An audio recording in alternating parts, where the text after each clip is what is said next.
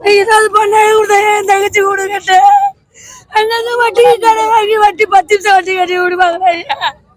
எங்களுக்கு ஒரு நல்ல பத்திரம் கூட ஐயா எங்களுக்கு போதும் ஐயா. எங்களுக்கு என் தங்கச்சி கட்டின வரைக்கும் எனக்கு ஒரு வேலை 10 வீட்டை கட்டி அவன் எப்படி கட்டின கட்டி கொடுத்தா போதும் ஐயா. எங்களுக்கு வேற எங்களுக்கு வேணாம் ஐயா.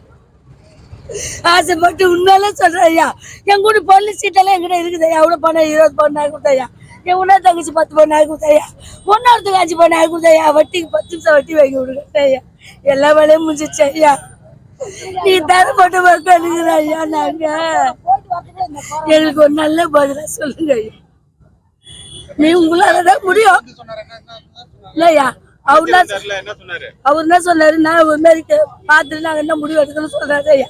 எங்களுக்கு அவர் சொல்றது எங்களுக்கு தெரியல ஐயா. நீங்க எங்களுக்கு என்ன முடிவு எடுக்கிறீங்க ஐயா. என் பேரு இந்திராணி ஐயா. நான் கட்டி இந்த வெளியூர்ல கட்டினா இந்த ஊர்லயே வந்துதான் இருக்கிறேன். எனக்கு மனப்பட்டா கொடுத்தா அன்பழகன் தான். அன்பழகன் எம்எல்ஏ தான் எனக்கு மனப்பட்டாலாம் கொடுத்தாரு. அவர் தான் லோன் 1 லட்ச ரூபா லோன் வாங்கி கொடுத்தாரு. அப்போ எனக்கு கட்ட முடியல.